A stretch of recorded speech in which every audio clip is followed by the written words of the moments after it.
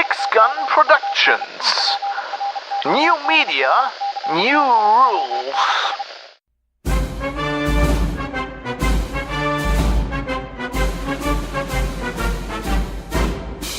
This is Geek News Radio, broadcast 70. For Sunday, September 9th, 2018. Feel the fucking music.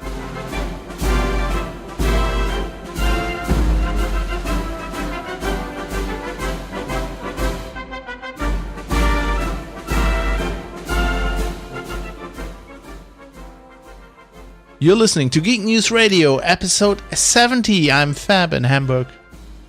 I'm Mike in Scaries. And I'm Dave in Birmingham. Everybody's back home. Woo, we made it. It's back to porridge. It's as they say in Ireland. It's sad. Yep. I want to go back. Same. Like I miss Sweden so much. Yeah, Sweden sounded like your ideal country. It was just really good. It was just nice. Everyone was really friendly. Everyone was really clean. You'd love it there, wouldn't you? It's like, it's cold. It's very progressive. It's very progressive. There's Trains. cycling everywhere. The trains are nice. Like, the food was really good. Yeah, I mean, you didn't stop sending pastry pics, you know. So, yeah. we had so many. that's the secret hack for the open air places, that there's this really, really good bakery in Falun. Well, you like, we were all like, where we're gonna eat, and you're like, before we even got there, you're like really good. You and Ellie are like really good at finding those hipster bakeries. Oh, it's kind of. I don't know. We just like looked on Google. So Google's got this new like recommendation thingy where, like, if you do reviews and stuff, if you do enough of them, eventually when you like open like a restaurant or something on Google Maps, it'll just like give you like a percentage match, like a kind of like dating app thing on like how much Google thinks you'll like a place. Swipe left for bagel, and it's shockingly accurate. Do you swipe left? I can't remember. I don't know either. I haven't done this in a long time. So yeah, the Fallen Bakery place was just like, yeah, this place you're gonna love this place, Dave. And we went in. It's like, you're even saying Fallen now. Fallen. I don't know. I just change every time I say it. Well, I think it's pretty much that way, right? Fallen. Anyway, most important thing. What are we drinking? I'm going to start. Radeberger Pilsner, which is, I think, the best Pilsner there is. Very good. I'm on the Journeyman Master Cooper's India Pale Lager. Wow, that's a long name for the show notes. It is from Northern Ireland, actually, from Newry. Yeah, it's very nice. And I have an enormous mojito because... Why not? I like it. Because it's a Tuesday night. You're still on holidays. You're still on holidays in your mind. Yeah, because it's a Tuesday and work is very stressful. I need to blast the work from my mind, yes. Yeah, so Mike, enjoy that beer from Northern Ireland while you still can, before they erect the Trump wall. Oh, yeah. That's still the big question. I saw you getting the balloon. Yeah, so apparently an Irish woman who is a university professor, I think it is, in Oxford, has petitioned the balloon owner to see if they can maybe borrow it here when Trump comes in November. And I think lo and behold, the balloon has been sent to Ireland, or will be sent to Ireland. I mean, to be fair, what else do you do with a big Trump balloon, right? You outsource it. You rent it to people and then extract, surplus value from it, because that shit probably cost a lot to make. So you want to make some money back. Cost capitalism.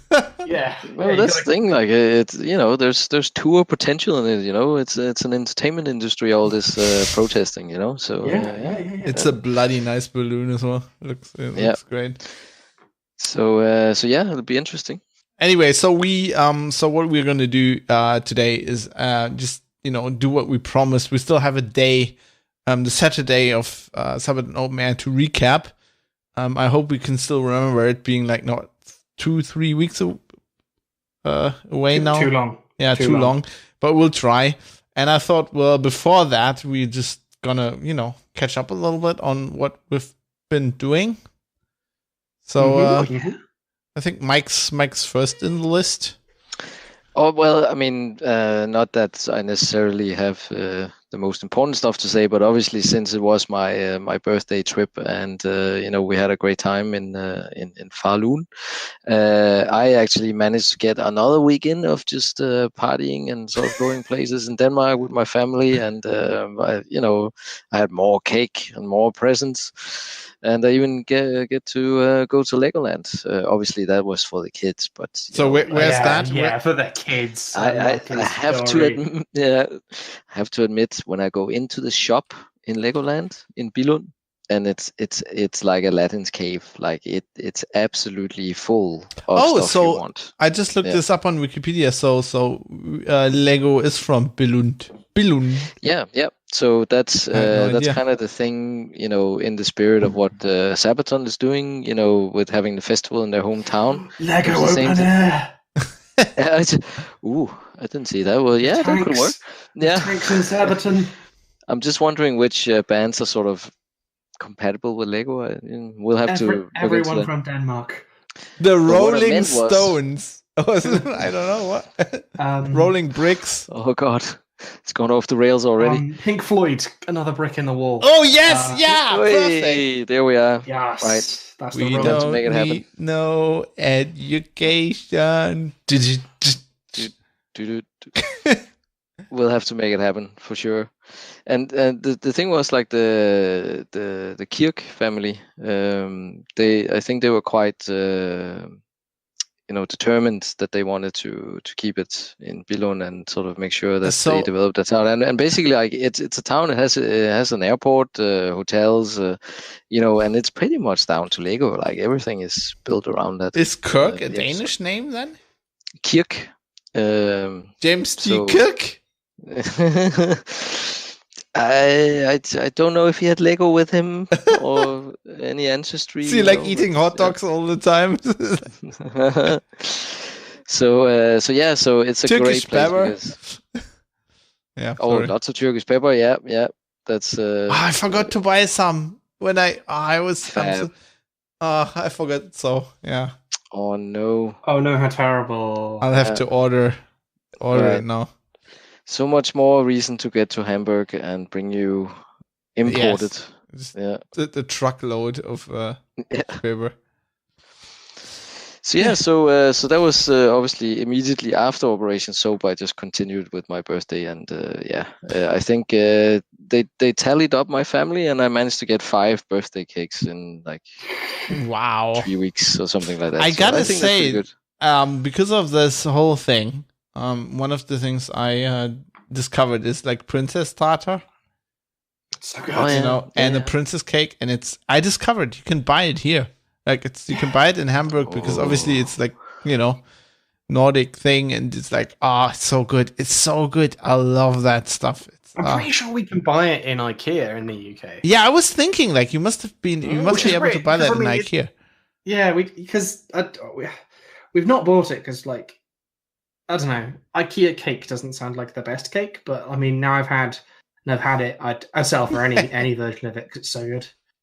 Yeah. So I thought we're gonna talk about this after we talk about the show, so our trips back. But why don't we do that now, since we're kind of with that, right? So I went after I drove back alone. So I let the guys drive in the beer / smelly man van, smelly dad van.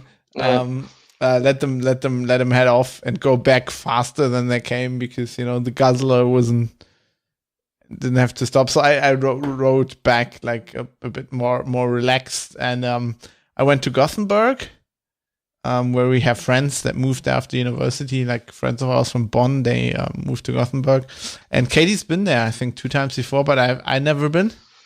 And it's a lovely town, I gotta say. It's really nice. It's like on the water, and we did they have these trips where you have these like boats, really low boats. You go below the bridges, and they're all like really low. There's a bridge called the Hairdresser because it has like iron grating, and if you're up too high, it'll just literally like slice your hair off. And I learned that Gothenburg was built, so it's a really new town. So apparently this area, you will be able to tell us about that, Mike. I used to belong to the Danish. And the Swedes kind of, wanted a town there to fortify it or something, I guess. Yeah, it's the sort of west of Sweden has gone a bit back and forth between Denmark and Sweden over the centuries. So I guess they wanted a presence on the, on the sea there on the Skagerrak or whatever it is. That's the thing, because obviously Stockholm is further away, right? Which was it's on the other side. At that time, right? like the power center, political center of Sweden. So in that sense, you probably needed to put a bit more infrastructure in down there to kind of stake your claim. I think like in the 1600s they built the town, which is really late. Like it's for building a town. And it's like it's like really swampy ground. It was really hard to build. So they got like Dutch engineers in. So I was thinking this even before she was saying this. The canals, it looks a bit like Amsterdam. And apparently it's because it was built by the Dutch. And it's lovely. It also has I don't know, like a castle, like it's like an armory thing. It's named after it's called Carolus Dux.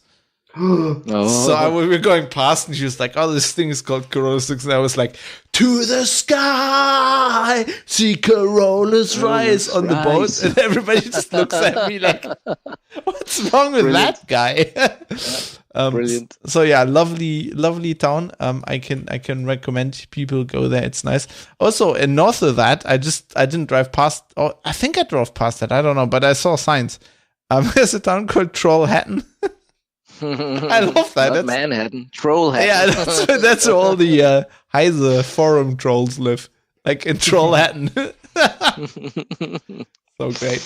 Anyway, so I was enjoying the ride back. So I was living in like I had time, right? I was just on a bike alone, and I'm just like cruising down the highway and thinking of Stahlenhag basically and his paintings, and I saw like all the wheat fields and the red barns and all that, and I was imagining huge robots. That's brilliant. Yeah, nice country. Sounds lovely. So what did you do? Dave, you spent some time in Stockholm, right? Yeah, so we went on the Sunday. We got the train back down to Stockholm. We went first class because, like, there's basically no difference. Because you're a fucking Tory. Yeah. Well, also, yeah, the Swedish trains are great, and there's space. If you're like 25 and or under, they do cheaper rail tickets. So you just pretend to be 17, didn't you?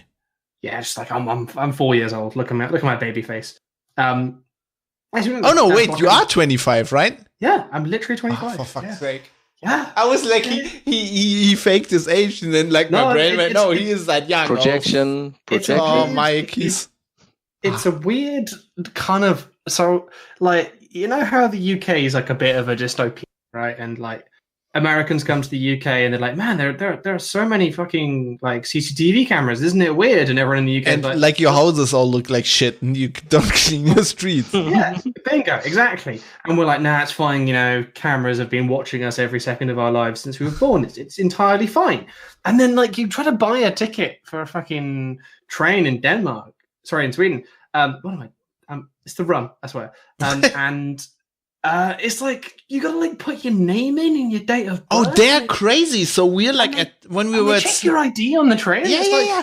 When we were getting a train. When we were like at Sabaton Open Air, right, and watching Elaine, wasn't like one of the guys just like researching her, like oh yeah, she's got this like on the phone, like Googling her. It's like, oh yeah, she's got this company with her husband and she lives here.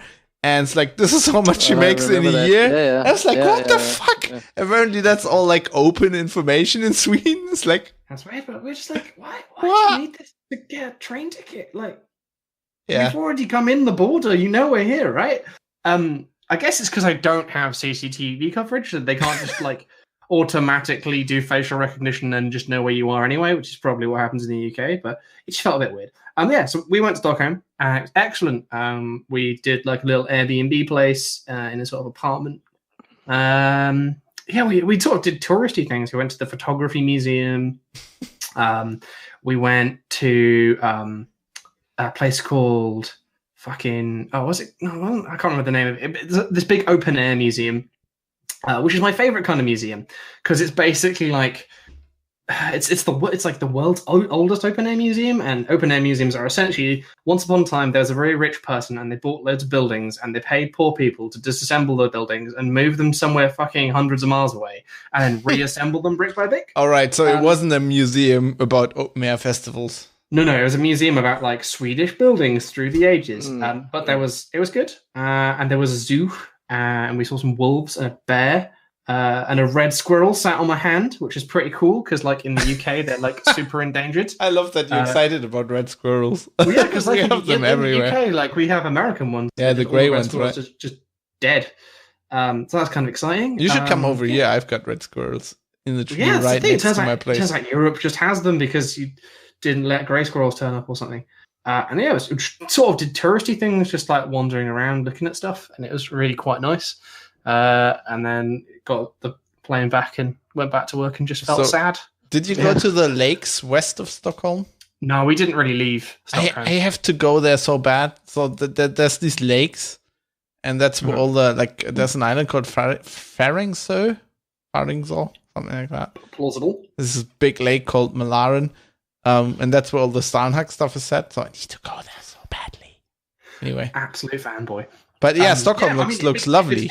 If it's anything like Stockholm, it's going to be absolutely beautiful. So I have to say, Stockholm, it probably nicks the spot over Copenhagen just for the location. There's amazing as well. Near the fjords and everything. So I love that there's a place called Denmark north of Stockholm.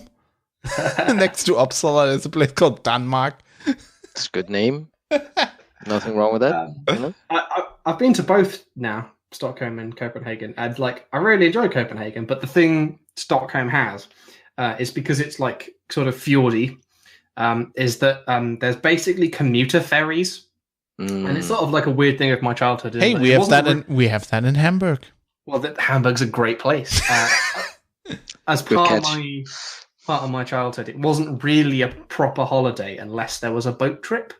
Like, we just would go to places that would have boats, and then we'd all be like, "Oh, we gotta go." Oh man, you gotta come to Hamburg. I fucking love boats. So going on the commuter ferry like every day was pretty great. I fucking love boats. Last weekend, so I had given Katie for her birthday last year, given her like a thing for like a ride on an old. So there's an old sailing boat in Hamburg, from 1883.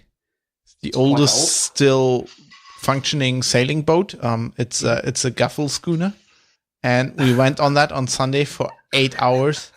It's called a gaffel schooner. So a schooner. So a schooner is a sailing boat with two masts, where the front mast is shorter than the back mast. Usually that's the other way around on ships. And a gaff is a gaff. Oh no, it's called a gaff schooner in English. Sorry, Gaffelschoner in German. And a gaff is a special. That sounds way less ridiculous. Yes, a gaff is a special kind of sail where you know how a sail usually at the top is just like, you know how sails. Come on, you go on about bicycles all the time. You just said you love boats. You know how sails are usually triangular. Yes. Mm-hmm. So they're at the top. It just goes right to the mast. With a gaff sail, you have like a beam at the top. You know, normally these sails have a beam at the bottom, and this has a beam at the bottom and at the top. Mm-hmm. And so they were like, so schooners. Schooners, okay. If you look it up as gaff schooner, you can like Google that and can see the kind of boat. And so these schooners were designed in the United States to hunt down pirates. So they're relatively small but very fast ships, and they're just used to have a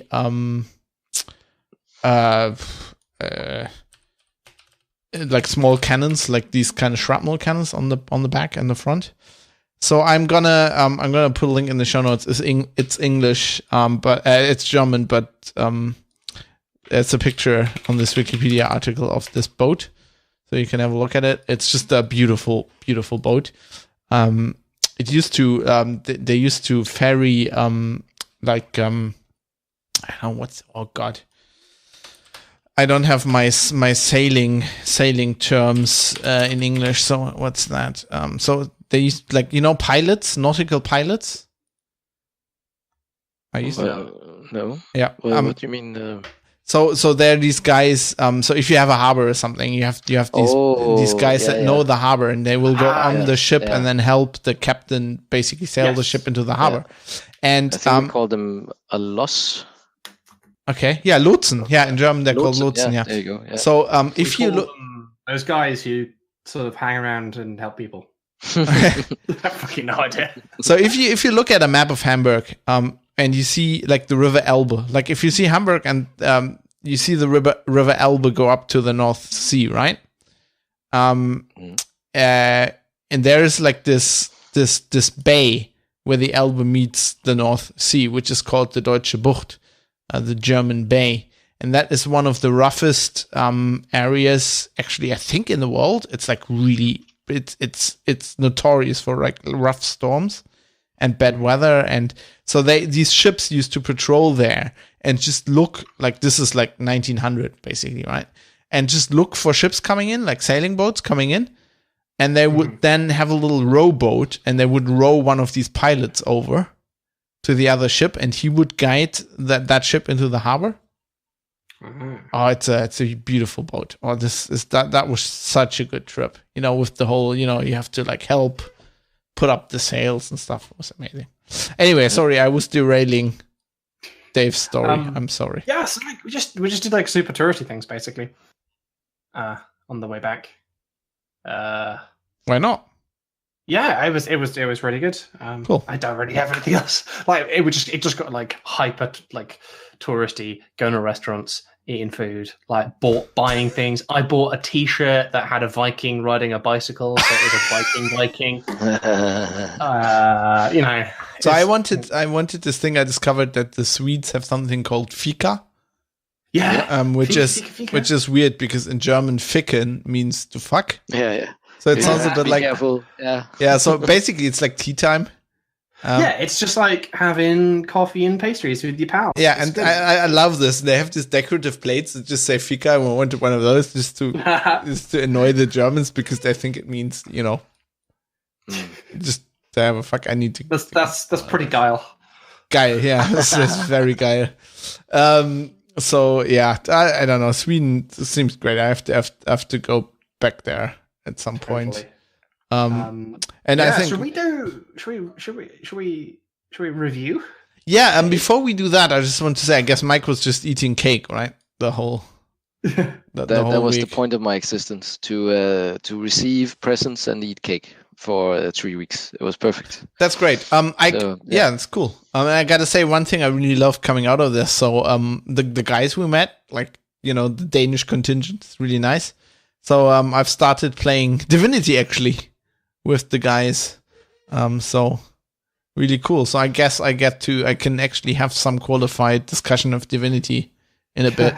yeah. Someone who hasn't just been scared off by it. Yeah. Well, it's I gotta say it's nice. So we're playing it like the Mike and two of his friends. They're like really you've played it for a while, right? So you know what you're doing. I still not always know what I'm doing, but Mikkel and Martin have played several sort of not completely through, but they've started a group quite a number of times, and now there's the Ultimate Edition out that has extra. Yes, so we restarted this week. Yep. With some excellent characters, all based on wrestlers. Yes. So I'm ravishing Rick Root the dwarf.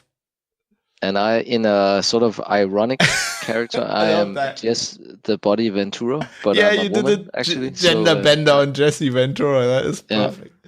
Got the Undertaker, and also who's the great the great Kabuki. The great Kabuki, yeah, this is our wizard. Yeah. So this is great. This actually reminds me. This all got. I actually have to mention this because I think this. I've been listening to this podcast called Wrestle Me, which is great. Two British guys talking. They're watching all the WrestleManias, like starting in the 80s, and one of them is a wrestling fan. The other one has never really watched wrestling. It's so good.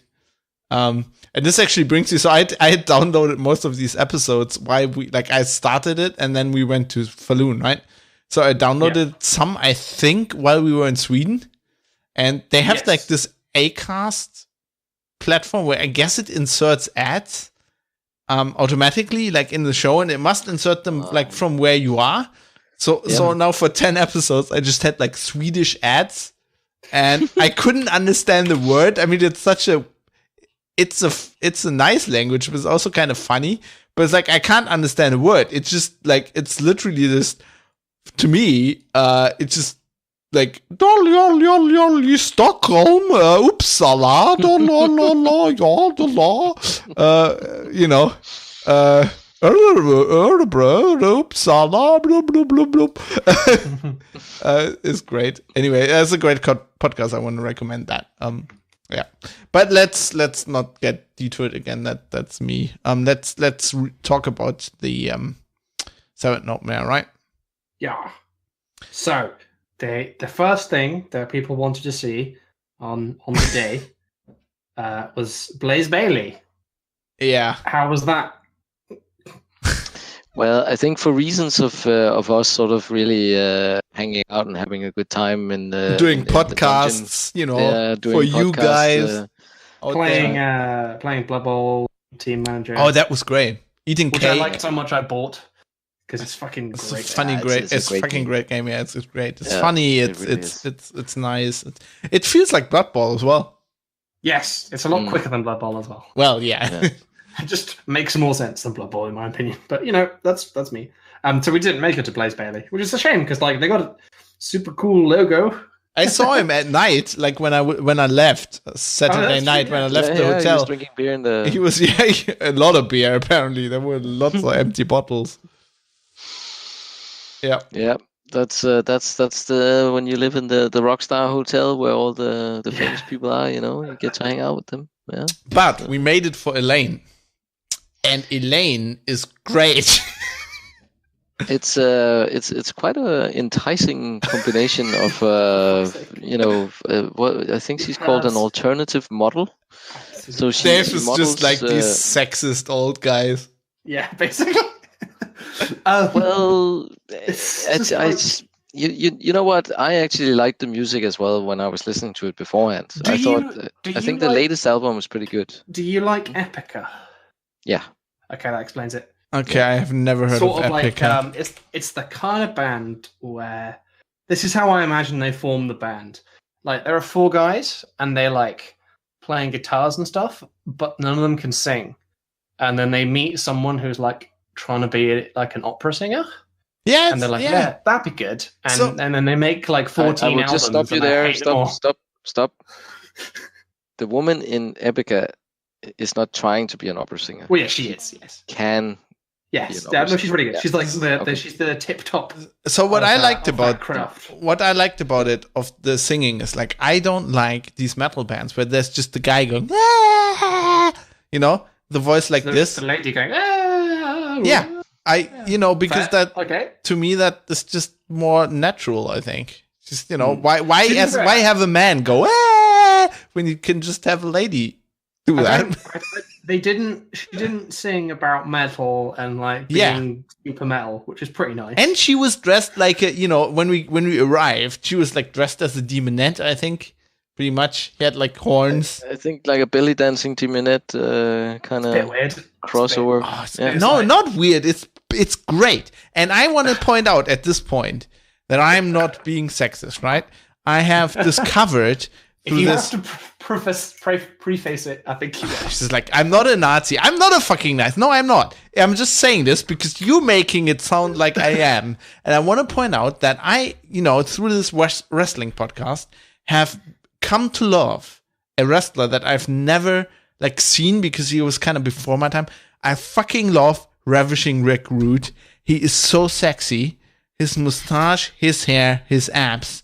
And if there was a wrestling band, if there was a metal band with a guy like that singing and doing belly dancing or whatever, like without any clothes on, I would be totally up for that as well. So you can say I'm sexist, but at least I'm equally opportunity sexist. You know, I just So like to basically- see bodies that are nicer than mine. Manowar. So Oh, Manowar. is Manowar, your love take Manowar, yes. There But you they go. just sing about how metal they are. Yeah, but they, you know, they They're do the it. people they're who are half the naked, best Dave. at that. Which But is they- what Fab just said that he likes. right? Also, they're doing it with style. Compared to Primal Fear, they have the sound, right? And they also, I don't know what they have, what the guy from the darkness doesn't have.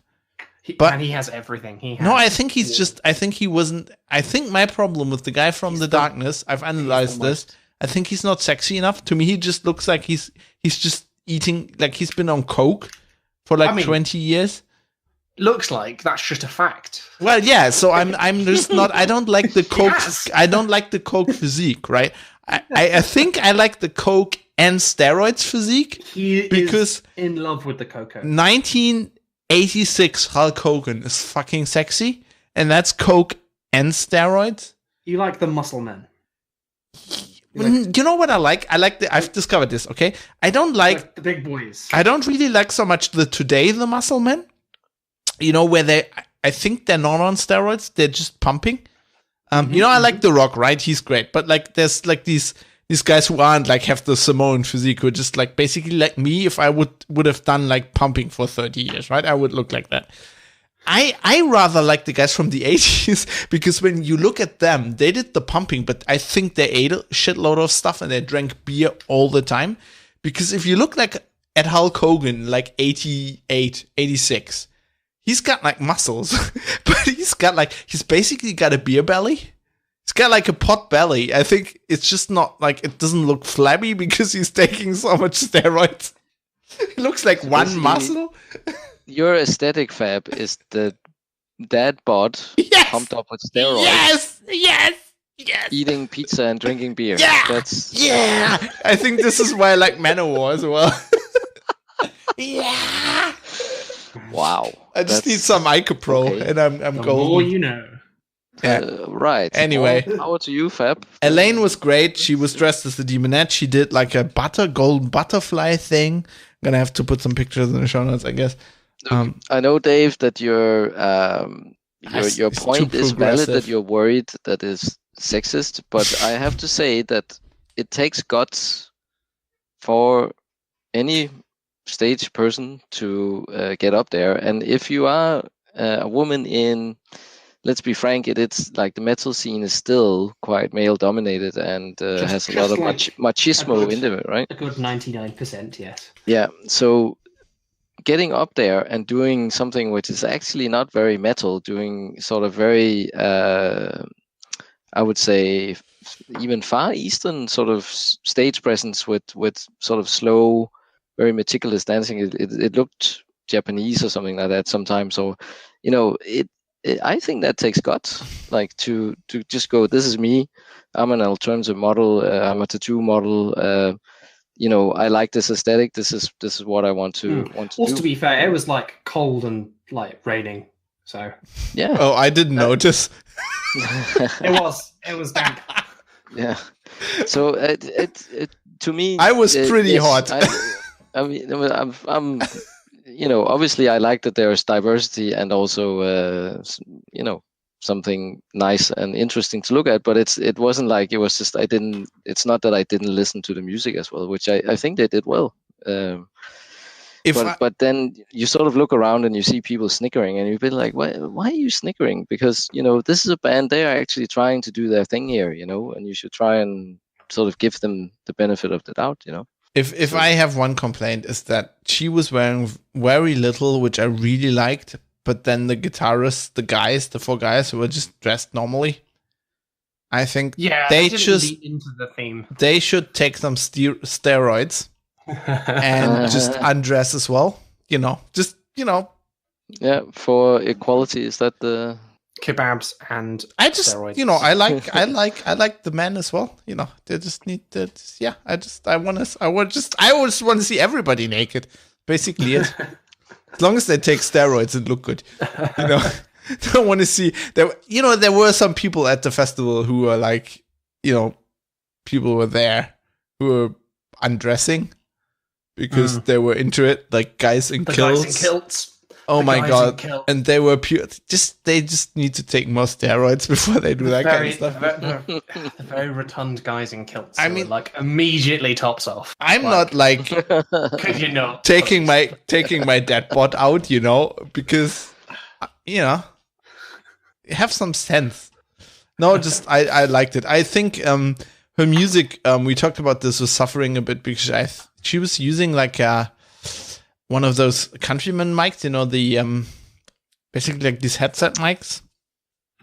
Yes, And I because think- she's doing lots of arm waving. Yeah, I think she was Yeah. using that to have like the freedom to move, but it was not doing like those microphones. They were made like for Southern American, like U.S. Baptist preachers, not for opera singers.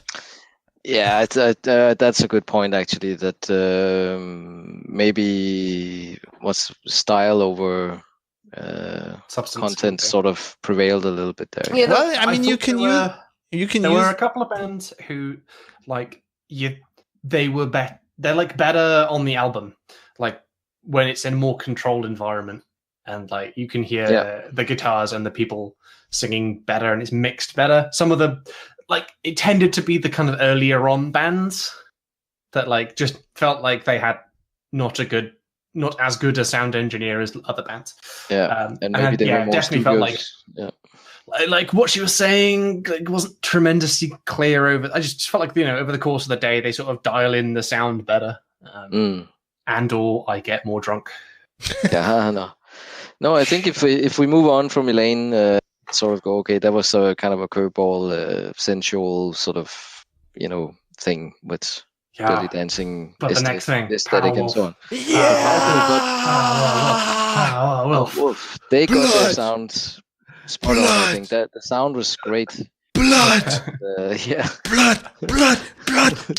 So they did the Iceland football team chant just with blood. Oh, it's so good. And so many people just didn't started off and just they weren't really sure what the fuck was happening. They're like the Iceland football thing, and get the fucking clap, and they're just immediately clapping really quick. I was like, no. This is the thing from the football. Yeah, so I think the problem was that he was Powerwolf German, right?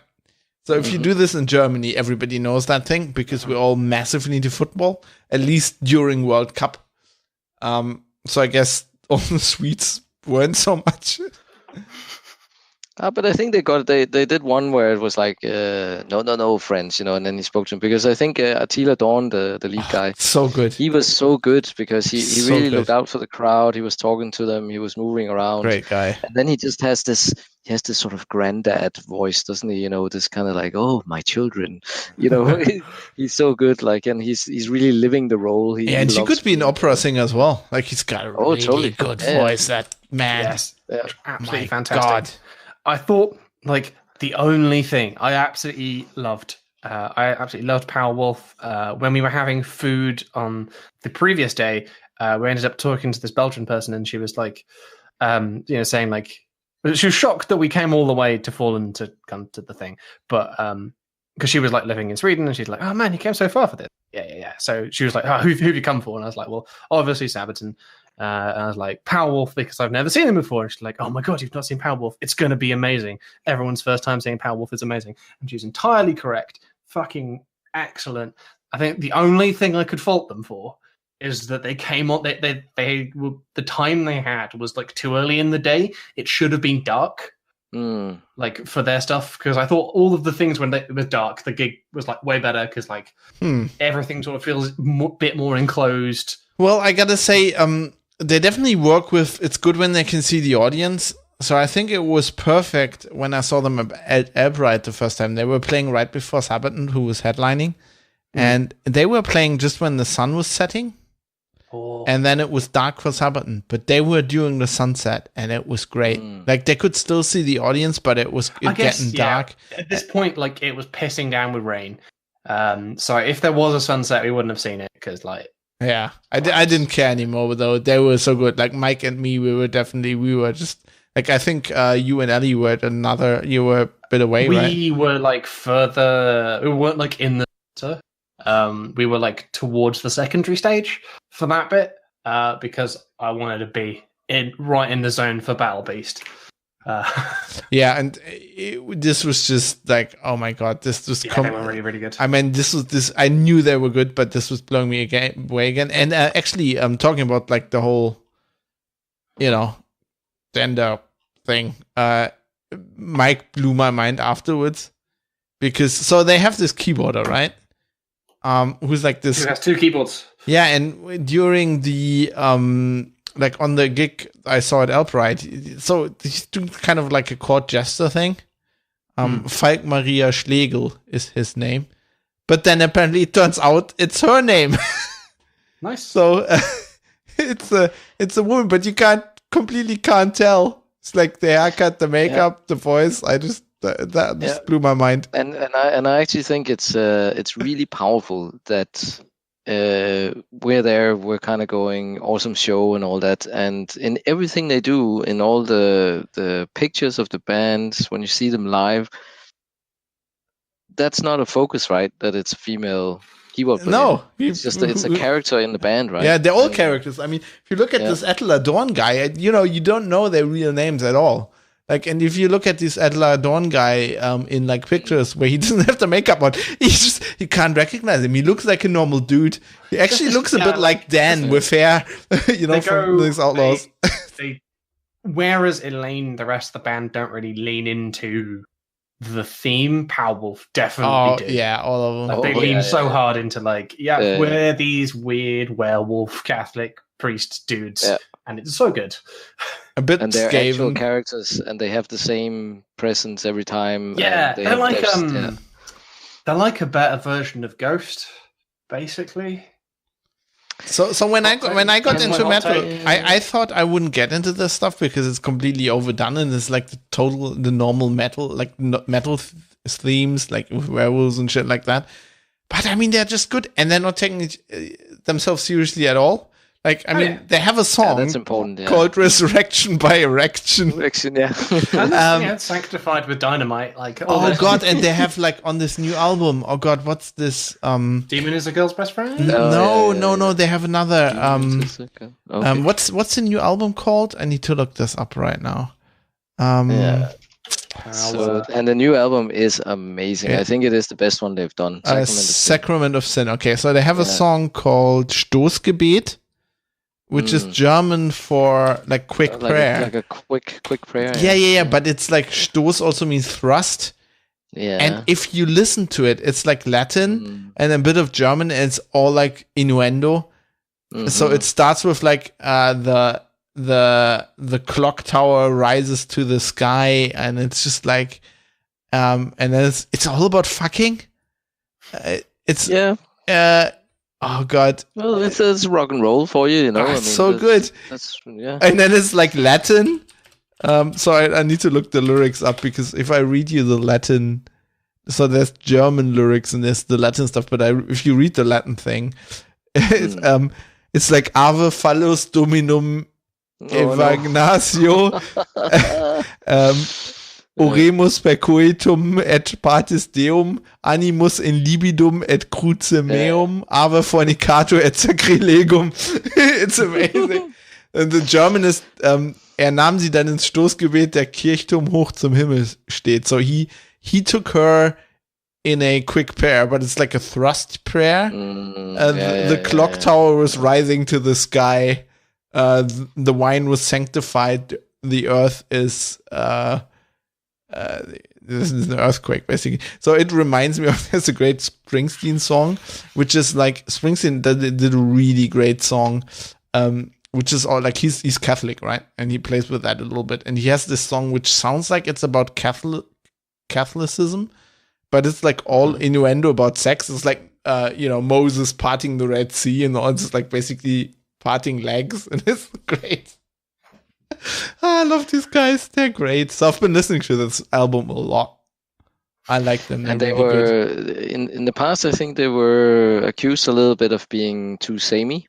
But I have to say that this album is kind of their crowning achievement, because they have different sort of songs on the album, and they even have sort of a ballad. And there's definitely diversity now in compared to their old album. So I never really got the criticism that they were a bit samey. Like, Well, it's I kind of mean, like if you call Powerwolf samey, then Sabaton are samey, because it's like, well, yeah, they sing about sort of like, innuendos, werewolves, Catholicism. Sabaton sing about tanks, World War II, and Sweden. It's a bit like reductive to. I don't know. Yeah, but it's what you want, well, right? there's It's like, Well, that's the thing. That's what I'm saying. I'm not why would you saying. complain? I'm just saying that like. because kind of there's idea- another band, the fastest guitar players again. What are they called? The ones that you really like, Dave, for a while, and then you disowned them. Dragon Force. Yeah. Dragon Force. And the thing with them is they had a shtick and they have stuck to it, but Yeah. the problem is it's just not good enough, right? Yes.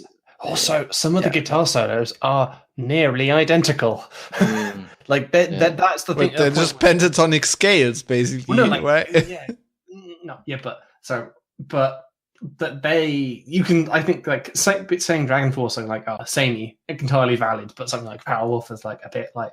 But like I feel like if you have a good stick and it's fun and you're making good music, why not stick with it? Because if you might just fall apart if you leave it. And I mean they're like done to perfection.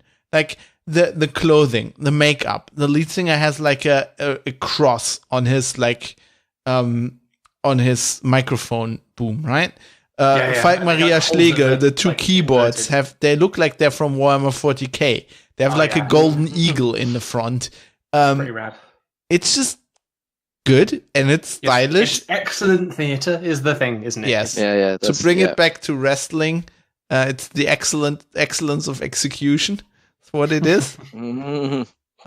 Yes. But I mean, if you look at Rammstein, for example, as well, who are a different genre, right, industrial and all that, but it's the same thing. They have theater behind it. There's a soul there, and they don't take themselves too seriously either, And it's just musically they also are on a very high level. So it's just you need those few things to just combine, and then you can keep doing what you're doing, and throw in a curveball from time to time, and most fans will be happy, So.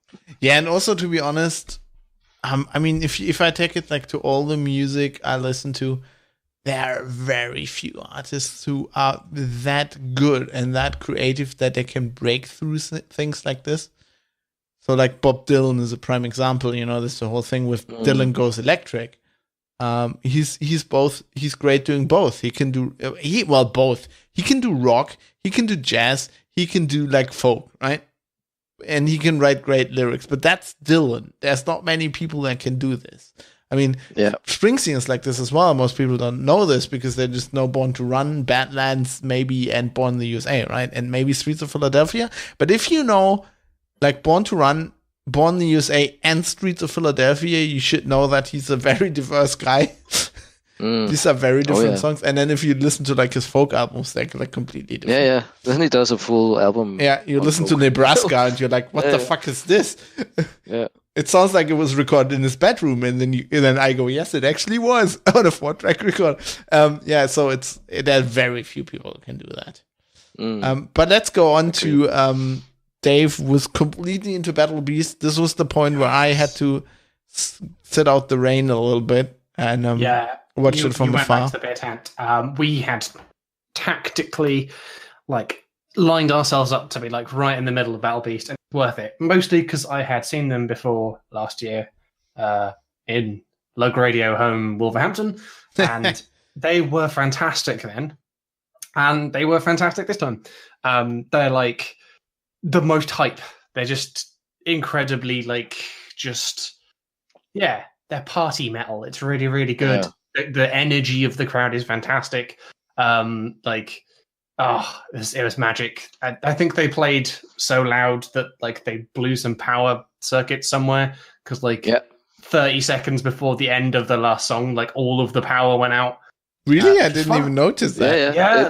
Everything just sort of just dropped out, and then they're like, what the fuck? And then they came back right in when they got it fixed. It's so good. It's amazing. And the lights, and it's just so loud. I just love them. I love them.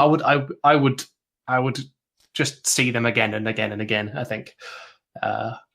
Because I think here as well, because now we spoke of Elaine, right, which had a different aesthetic. So these guys they're more like classic metal, but with, as Dave says, like a pop twist to it all, because it's upbeat.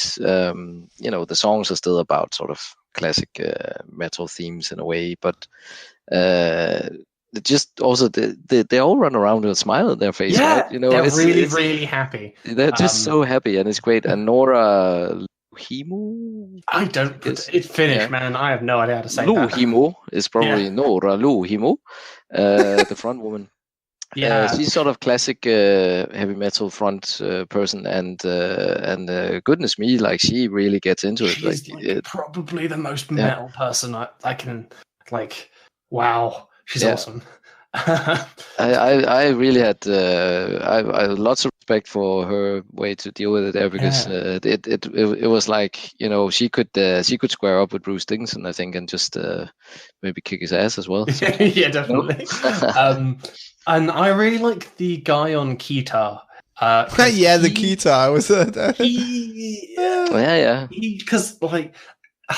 he doesn't play the most complicated bits normally. Normally it's just some chords throughout to be like a dance melody, but sometimes he has like a keyboard solo and stuff. But he kind of could just be transplanted into like an indie pop band if you looked at it, because like he's there. He was wearing his Britney tank top.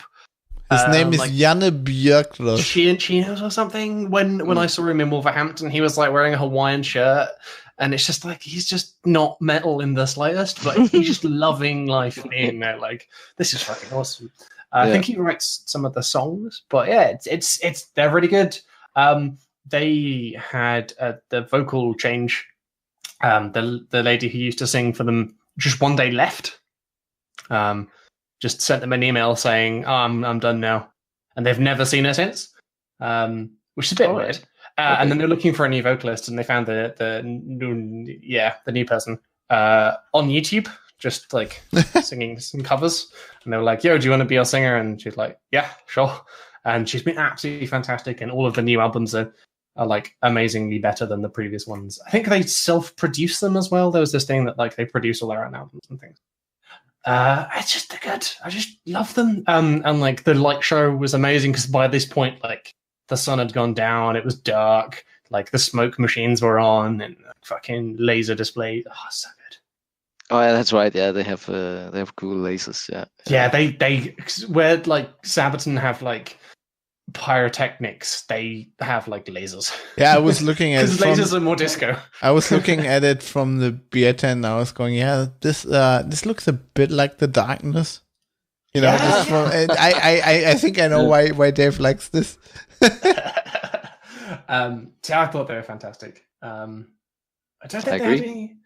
I don't. So yeah, so this will be the thing I mentioned in Sabaton as well. But like, I saw them on effectively the same tour as before, because they put a new album out a bit before I saw them last year, and then they've not done another album since. There was nothing new in it. So this was your. So let's move on to Sabaton. Yeah, then. This was your complaint. You were a bit down, I can tell. No, so like this is the thing, right? It's not down, because overall I thought Sabaton were amazing, and they were like one of the best things of the show. They were one of the best things I have done this year, but like relative to all the other times I've seen Sabaton, it wasn't as much of like an increase as previously, because like I wrote a big boring blog post about it, which we can probably link.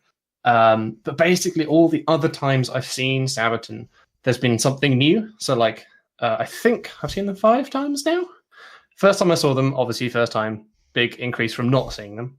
The second, well, the biggest increase you can have, really. Yeah, exactly. So, like, I went to see them, and they played Ghost Division, and it was Ghost Division. This is amazing. To put it in context, that's back when I didn't think Ghost Division was all that much. I was all about like 40-1 and other things, and I was like, oh man, Ghost Division's actually great.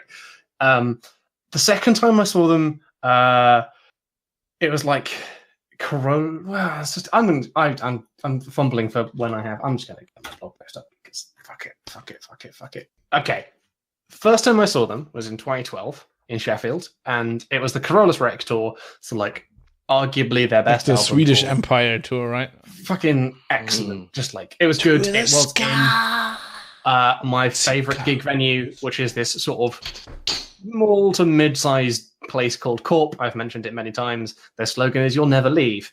Hotel California. Yeah, except just you'll just never leave because you'll have too much vodka and die. Stab Second time I saw them, was stab it with the steely knives. Something like that. Yeah. Second time I saw them was in Birmingham in 2016.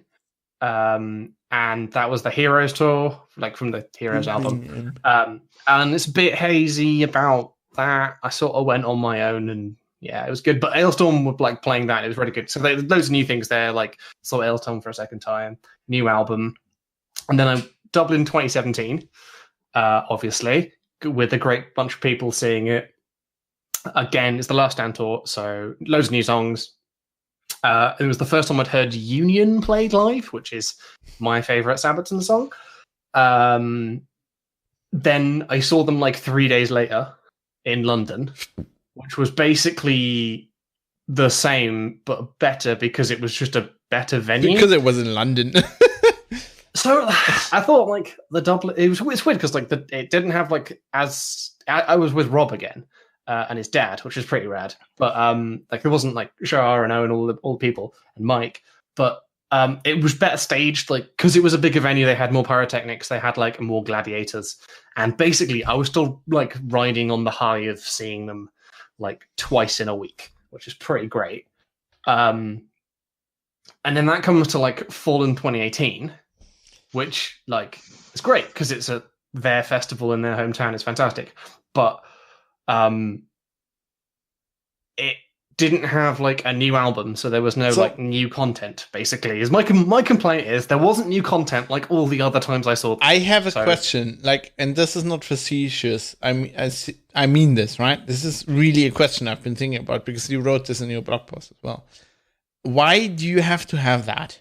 Because I seen them in 2 concerts back to back, literally in Hamburg and Oberhausen.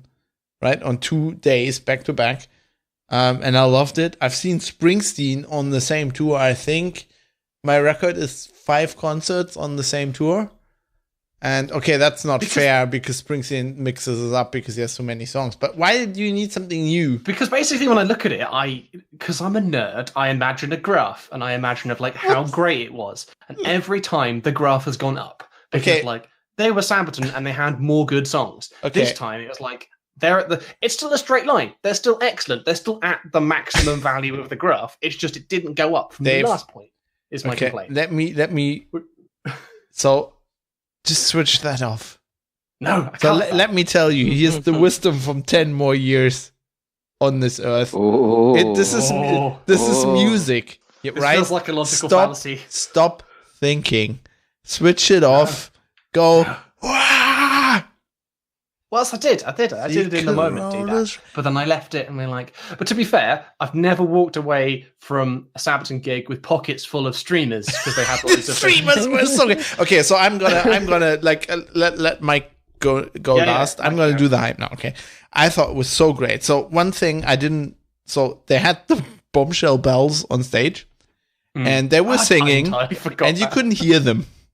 Because as far as I can tell, the microphone that's not was a joke. It's like genuinely, we were like, no, that was not good. They had like their nice Super 55 microphones. Couldn't hear them. That was horrible. I think said since then, I wish they had a keyboard player still in the band on stage. Yes. I think we all agree on this. I wish they could play that live so that they could vary the songs a bit more. And then they should have played the Bombshell Bells swing version of The Last Stand. That would have been great. And we know they can do this because I saw them in Oberhausen doing... this was great. So they did the Final Solution in Germany.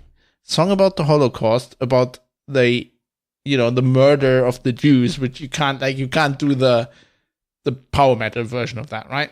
Well, no, I don't... Not when you're in Germany. They ever do that. So what they did, ever do the acoustic version. Right. So what they do is like Hannes,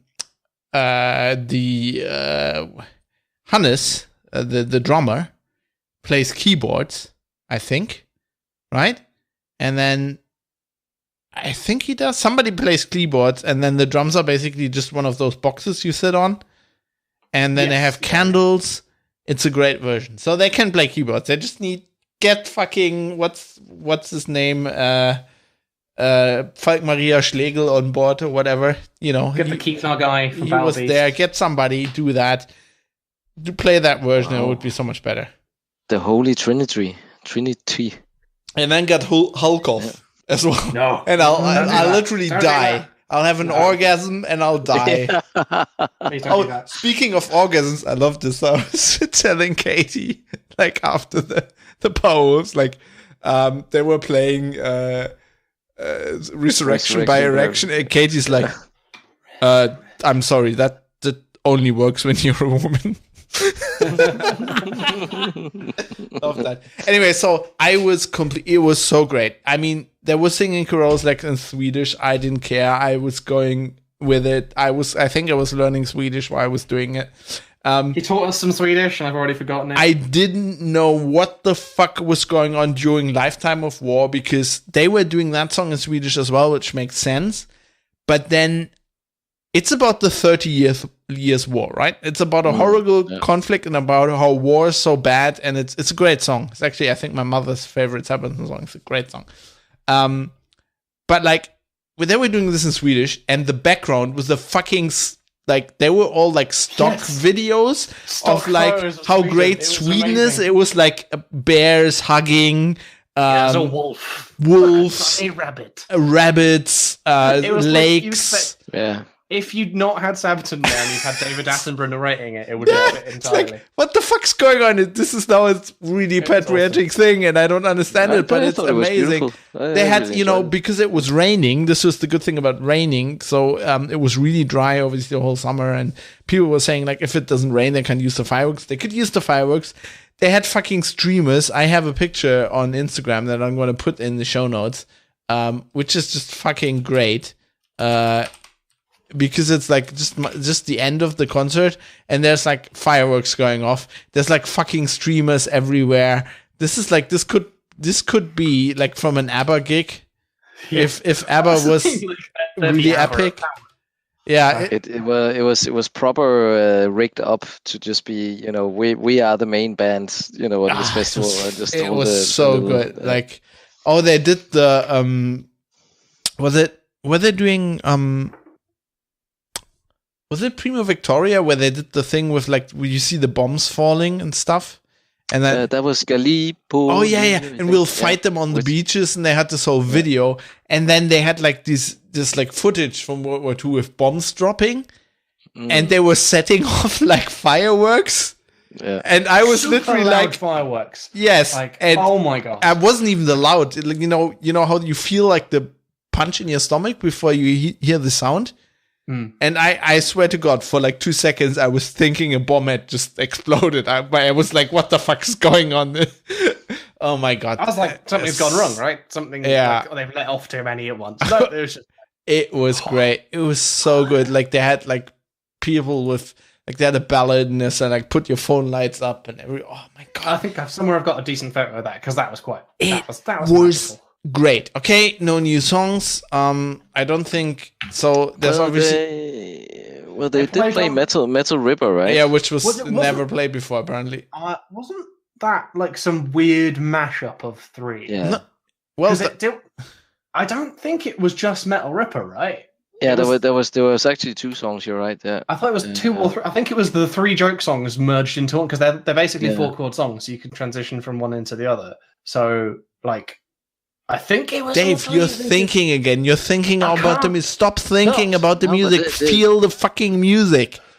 This is the geek part of the experience, Fab. This is the turn off the geek. Let Dave go into the details. Feel the fucking music. I think it was Metal Crew, Metal Ripper, and isn't that the other joke song? Am I imagining it? Probably. Metal Crew, Metal Ripper. And then there's right. I feel we can get it here. So old. Nope. I'm just looking at the albums now. Metal Crew. No, we'll get it. We'll get it because it was Metal Ripper, Metal Machine, and Metal Crew. Right. There we go. Yeah. That's what it which was. I think is called the Metal Medley. Yeah, it is. I think they might have think they might Yeah. have played it in full in 2008 because it's on the Atero Dominatus Rearmed edition. Anyway, they don't have a new album out. We can tell you that, but it was fucking great. I was after that day I was wiped out. I think so I was standing next to Mike through Powerwolf and through the Sabaton gig, and I can remember times, 4 or 5 times when we just looked at each other, and correct me if I'm wrong, Mike, but we were just happy, ecstatic. Yeah, It was just fucking amazing. That is the thing about going to see live music, and you're there, and you have the moment where you just go like, it doesn't get better than this. You're here with your friends, you love the music, and when you look at each other and you go like, do you feel what I feel? It's so good. You cannot pay for this. You can't sort of program it. It just happens, and that was me mid darkness. That was. And I would agree with you there, Dave, because do you remember that I said that with the Danish guys, I'd made a bet with them, right? Because they were like, "What the darkness? What the fuck?"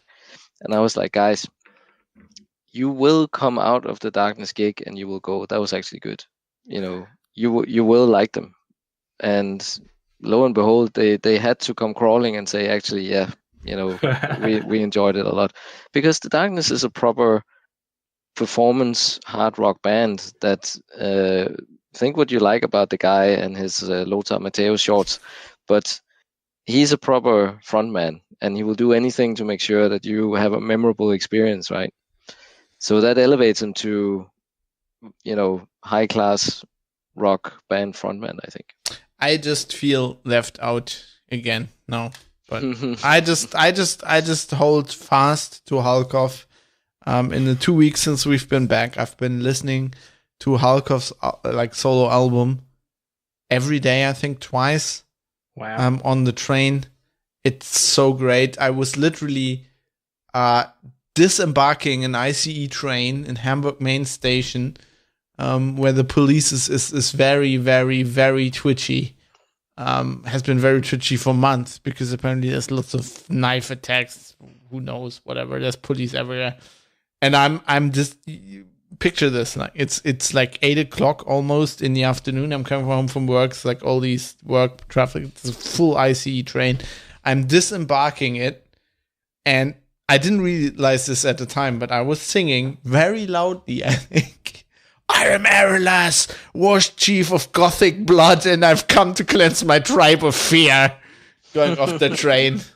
This is like when Char talked about you're going grocery shopping and you listen to Kuro's Rex, and it's epic. Yeah. And yeah. I still love Sabaton. I love them very much. I listen to their music a lot. But right now, for me personally, I've discovered Halkov as much as I loved like Sabaton 2 years ago. It's so good. And I really even like the guitars. And I even like the growling, because he thinks about like Gothic war chiefs, and when we listen to that and they go, you think that's how they sounded. It's historically correct. Isn't it just brilliant that actually we went there for Sabaton and we found so much else, right? Oh, so good. I mean, you found new music you liked. I think Orden Hogan as well. Some of you guys were. Yeah, they were really good. I love that. And I have to say, orgasm. Hashtag Yes. ordained orgasm. Worst band name ever. Yeah. And I have to say, I was wrong about them. I really was. I've been listening to the Gunman album quite a few times, and it's a really good album. Very epic. They have a great sound, I think. I don't know why I didn't like them beforehand, but something clicked after Sabaton. And you found Halkov. I found Halkov. I think it's great as well. And also, as you said earlier, you met my Danish friends, and I think actually you guys got on really well, and I think we might meet again. We have Sabaton Open Air was the friends we made along the way. Oh Yeah. yes, we There you have go. to, because like gaming and shit, Yeah, man. that's the thing, because we went for Sabaton and we found so much more. I think that was probably the best present for me, actually. All these things that came out of it that you couldn't predict, So yeah. So thank you to Sabaton for it, because I loved their show and it was great. but after it wasn't like you were putting that on the pinnacle to go, that was the best of the whole 3 days. There was definitely more that just sort of, well, the stuff you discovered, because I knew for me, I think it wasn't Powerwolf and Sabaton because I knew them before.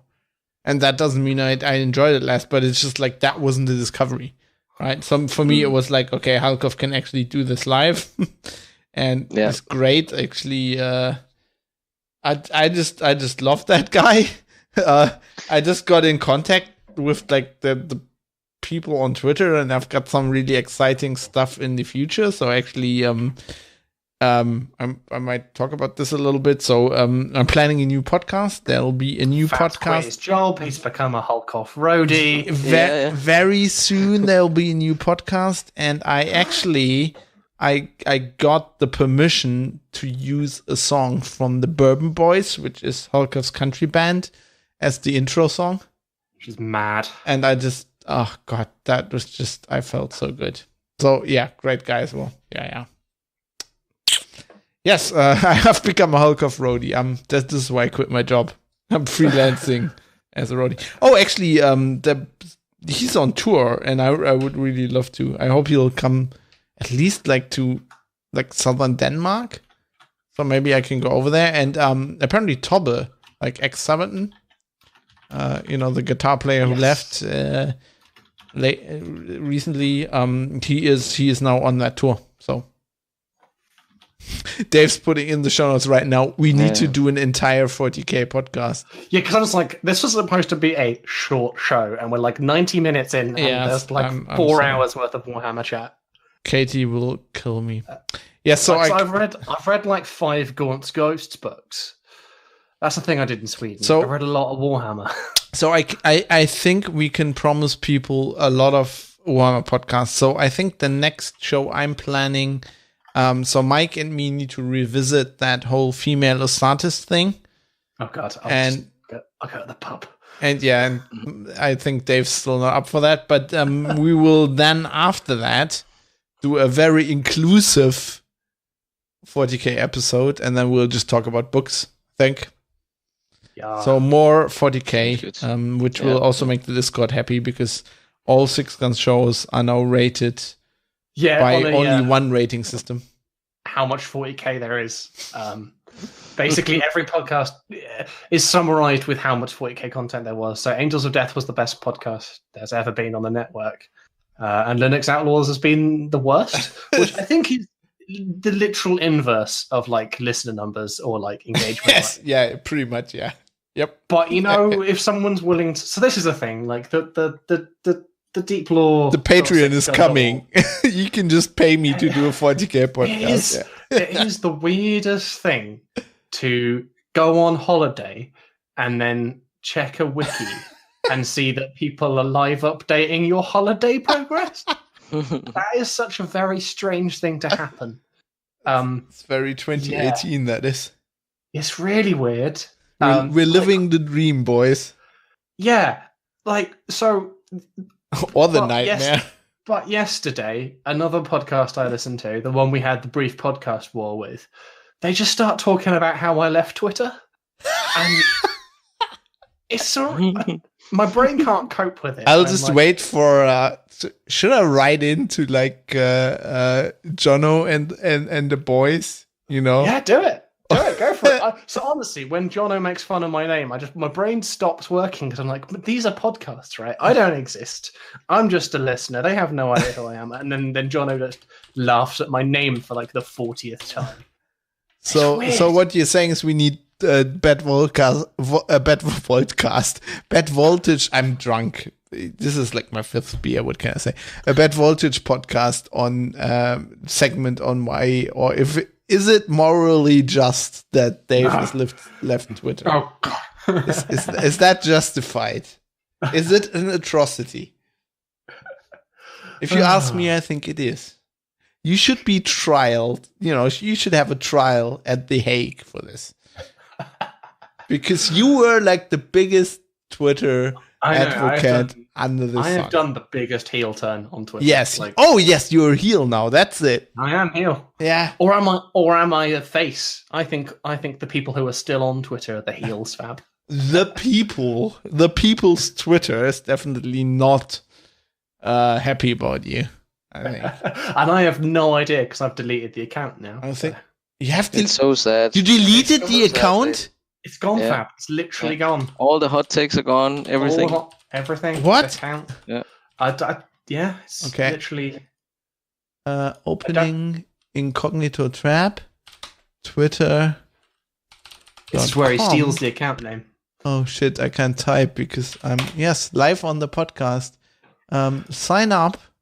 This is Create an your interesting account. thing because I don't think you get to do it yet Well, we'll see. because I think I've got a month to reactivate it. So it'll be well- interesting. Live testing of Twitter's implementation of username. Oh, and how Well, long the problem ago is you can't really get a username anymore. You have to enter a name. And so it'll be a while until it tells me if the name is available. Could we Skip, hack skip. Dave's account and resurrect him? You could, but if you knew my password, you could log in. Okay, so I entered cancel. Mega Slippers and it gave me the account name Slippers Mega. So I'm guessing. So I think this is what I think. I think a month after I deleted it, it would be available. However, I know at least one person who set a reminder in their calendar to steal it. So who's that? Icarus? No, it's Harry.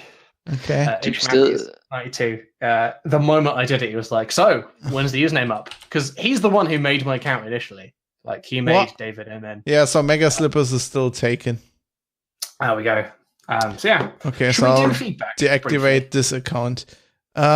Yes, wait, I'll have to enter my password. Given we're talking about Twitters, Yes, this is where we get all the feedback. And Dave, now fine, 'cause I still have- I'll just now cut your connection in Discord so you can. Robert, who is No. @RBar. You're not reading this. This is Twitter. You have It's nothing the to. Brooklyn Nine-Nine tweet, Fab. You I have still nothing own- to do with Twitter. You can answer this. So Robert, who is RARB Bart, Arbert with two A's, Arbert on Twitter says, was watching Brooklyn Nine-Nine when I suddenly heard the GNR opening theme. A surprisingly odd experience. What is that music piece called? And I can answer that. That music piece is called The Washington Post March by Sosa. John Philip it Sosa. is. I also had that experience when watching Brooklyn Nine-Nine. So in what context does it happen? It's not the theme of Brooklyn Nine-Nine, but it's like at some point there's like a little skit where someone does something and then the music starts playing and it's the podcast music. I was like, what the fuck? So I used it because like this recording I have. Well, GNR is a bit like it's an obvious allegory to Galaxy News Radio and Fallout. Yes. So I wanted to have, with the intro and everything, I wanted to have a futuristic, like 40s feel, like Fallout has. And on the other hand, this song is, like this recording we have is public domain. Yes, Because it's very old. No copyright on it. Important, yeah. Yeah. No copyright intended. And I do like the song. Salsa is great. I mean, he was a great composer. And so, yeah, this was composed for the Washington Post. So in 1889, the owners of the Washington Post newspaper requested that John Philip Sousa, the leader of the United States Marine Band, compose a march for the newspaper's essay contest award ceremony. Sousa obliged. The Washington Post march was introduced at the ceremony on June 15th, 1989, and it became quite popular because it's great. It led to a British journalist dubbing Sousa the March King. It sounds like something from Game of Thrones. The March King.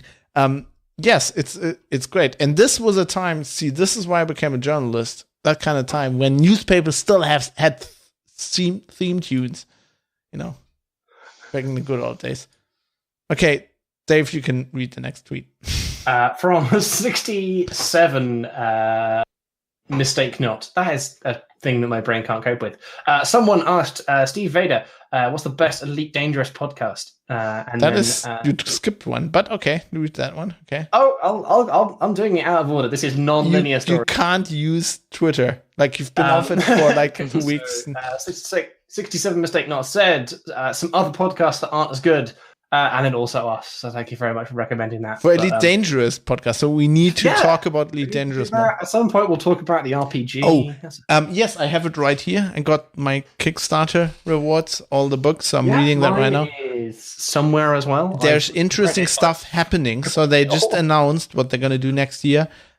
Paid content. And so they wanted to have landing on icy planets. Like in the update that they deliver at the end of this year, they pulled that, and we're going to do that next year, or they're going to do something based on the tech. So the rumor is atmospheric planet landings in like 2019 sometime. So if they do that, right, Star Citizen is, I mean, they're dead anyway, but it'll blow it so much out of the water. It'll be just a fucking joke. The tweet I skipped because I'm terrible at Twitter now was a reply to Fab's tweet of us recording episode 69. A picture, yeah. Nice, yeah. He posted a picture with Joachim eating princess cake in the background, by the way. Yeah, and and us in the camo pants recording a podcast. I'm pulling the stupidest face I think I've ever pulled. But Morgan, who is G33UU, says, haha, this photo is the most ridiculous European thing I've ever seen. Glad to see you're all having fun, though. Hope you all have a good time. And we totally did. So guys, why is this European? Like, is it the small hotel room? Is it the cake? Is it the board games lying around everywhere? I'm not sure why this is it European. the camo pants? Surely the camo pants are an American thing. Is it the cheesy Sabaton towel hung over the TV? Like, might well be Ryan? I'm not sure either why it was European looking. Is it the beer? The beer and the cake? Yeah. So Morgan, we need clarification on that. We don't clarify know. what is going on. The most European thing ever seen. Boy. Oh my god. So we get actually into like the trifecta of the Utlit Boise, which is this is the new Six Gun show. The fake Six Gun show, which is Utlit illegal outlaws Boise. outside the law, inside the bound of a set of ethics, which is a thing we invented on the Discord to describe whenever we get into highly tedious ethics chat. So again, just so people can savor this, illegal outlaws outside the law, inside the bounds of a set of ethics. Elite Boise, which sounds like a planet from Elite Dangerous. Indeed. I read it as iBootle base every time, even though that's not what it says. iBootle base?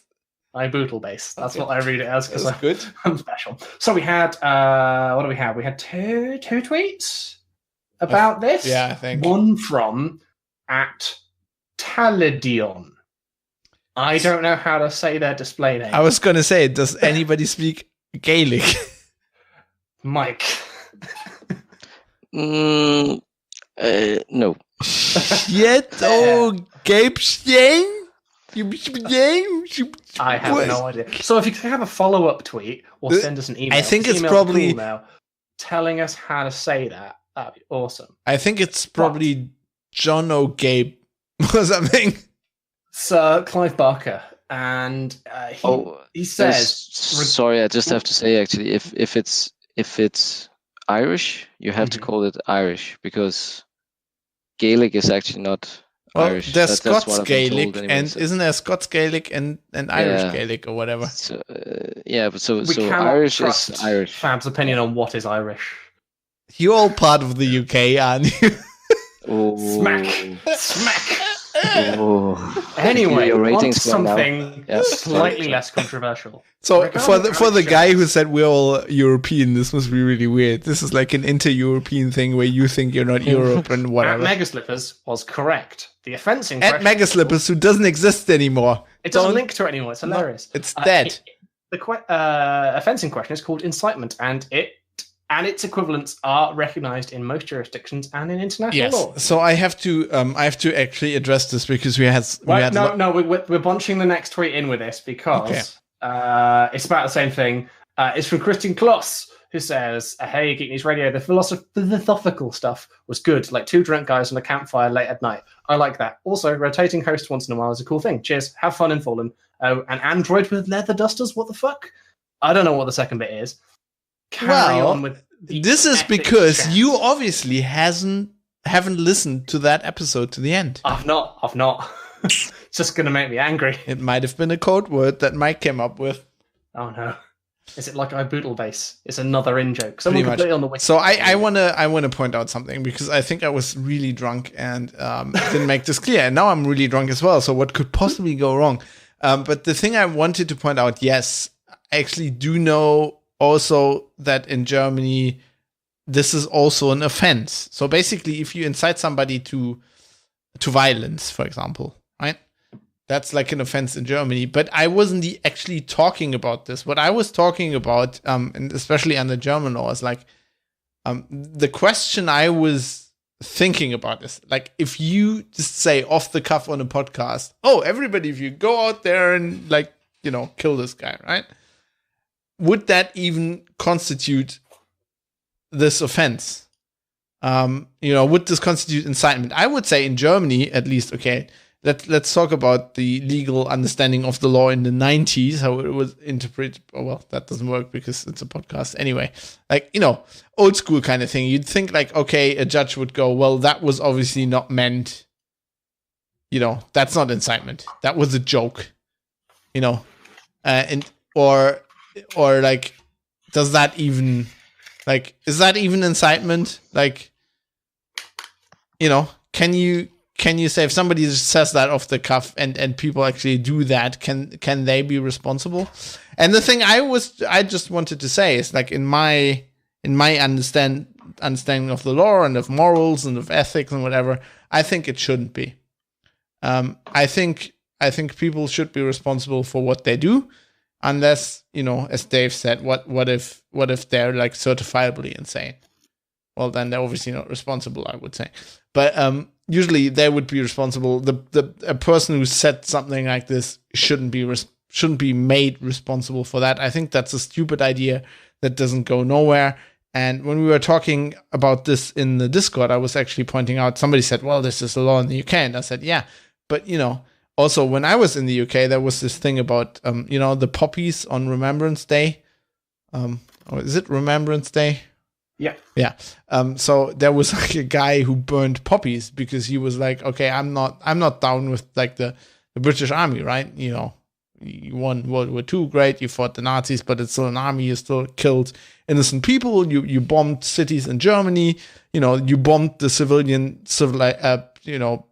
population of Dresden with fire bombs, children, young children, women who had nothing to do with the Wehrmacht, had nothing to do with the military. You did this. This is horrible. So I'm not down with the military, and that's actually an offense. Like that's a hate crime at the time. I think they indicted that guy. At least they tried to for like hate crimes, and I think that's bad.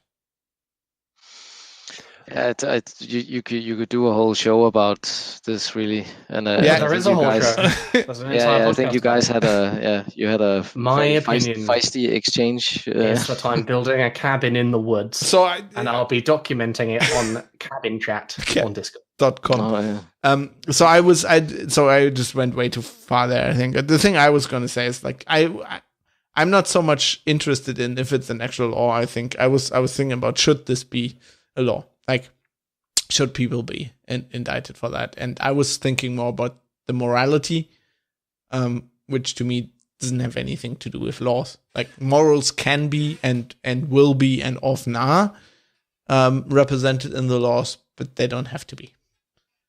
Just my point. Anyway, more on this on... I think we should do a philosophy outlaws news.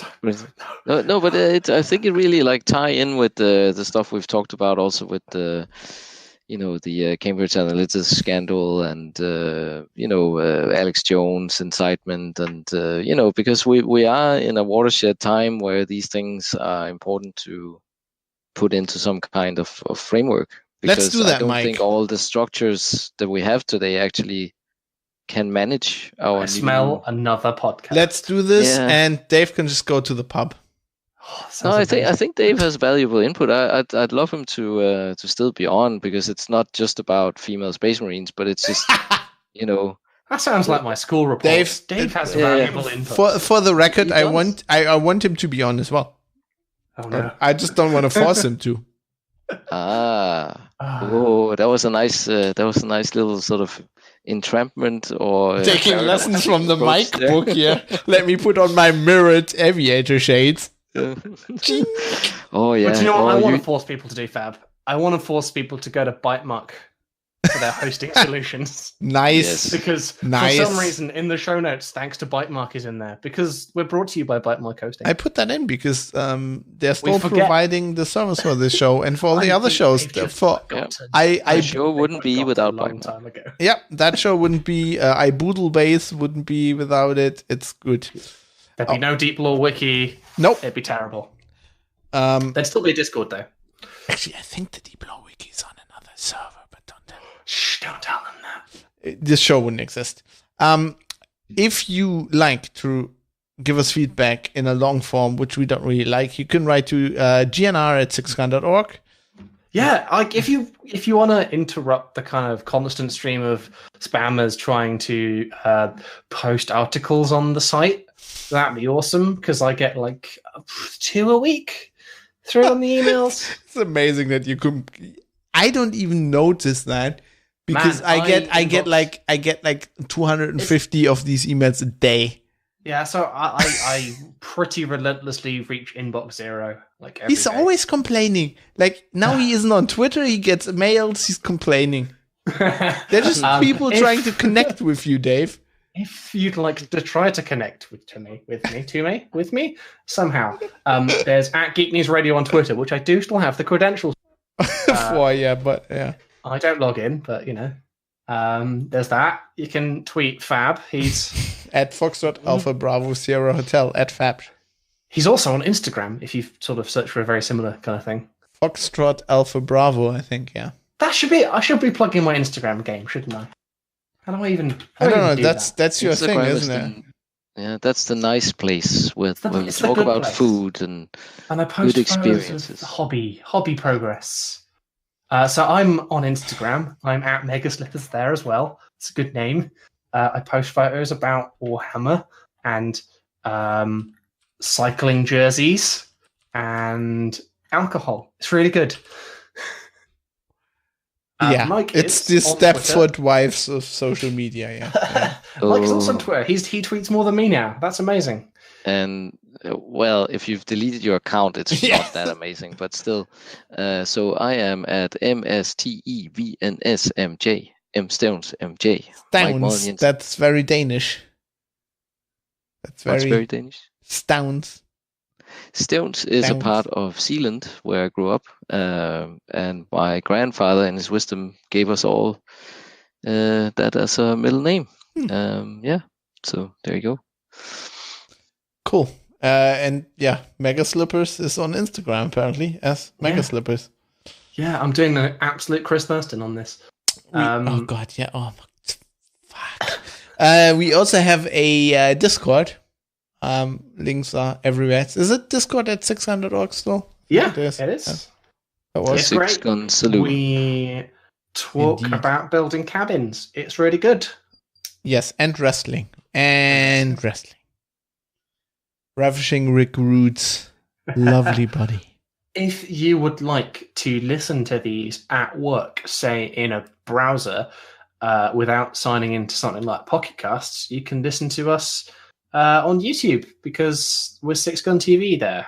That is nice, but really contrived. Like you can also go to sixgun.org and there's a web player on there. But, you know, that leaks domain info to work. Yeah, you're right. You can. I think after the slash, they don't see. Yeah. You're on YouTube, you actually can't see anything. Yeah.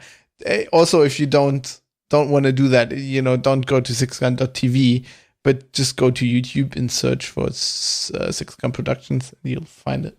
That's the one. And then you go through all the firewalls. And also, back on Twitter, check at HW Outlaws. Yeah, maybe? That's a thing I don't know what it is.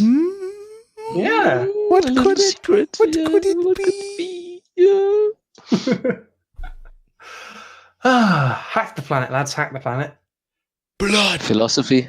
blood, blood, blood, blood, blood, blood, blood, blood, blood.